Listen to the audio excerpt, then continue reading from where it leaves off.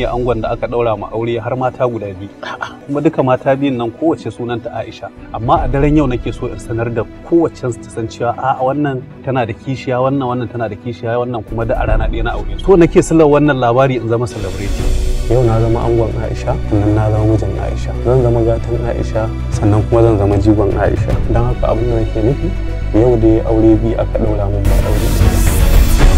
Kana nufin ina amarcin lalle na a dare na da farko kamin kishiya? Karsa da me zaka saka min sai a daren farkon auren muka kamo wata cikin gidan nan? Ka je can ka kwana a ɗakin da ka faɗa. Lalle ko zan nuna miki ƙarshen iskanci a gidan.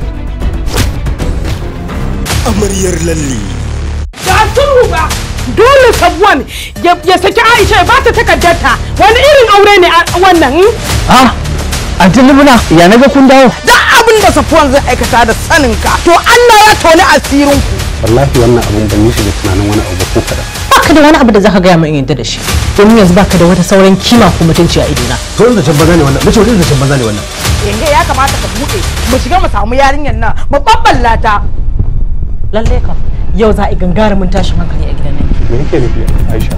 Ni ma nawa ƴan uwan da kiran ce su yi maza su zo saboda ana neman a halakar da ƴan uwansu. Kin kira ƴan uwanki? Ku ne dangin asararriyar nan, dangin asararru yawun bacci. Mun san ku da dangin wannan tsinanniyar da kuke kiran shi cewar wai za ku kakkarya mana ɗaya. Kada karya mun shi. Ku farka musu, ku farka. Ku haɗa har angon. Yaushe ta, ku warware mata gwagwaranta. Ai ta warware mata yawa ku da Amaryar lalle. Yini. Kada ka ƙara fito sunana munafikin Allah ta'ala. Ko maganar hira na fasa bana buƙatar labarin ya je ko ina. Aiki na zo yi. Kuma ni a gani na yanzu ne ma labarin ya haɗa jikinsa yadda zai fi daɗin watsawa. Sai in gani in ana abu dole. Mutane ba za ku je ku yi abin da ya shafe ku ba ko abin da ya dame ku sai ku zo ku sa ido akan nan. Kin so ka ga bala'i da masifa yarinya wallahi dole ne na illata ki da bar miki tarihi a daren nan. Ke duk abin da kike ji da shi zan sauke miki shi a daren nan. Zo da kaya daga gidan mu. Muke ganin ya kamata mu taru a yafi juna. Ko da yake muku ganin masu hankali a kuma sai ke kokarin na ga sabanin haka.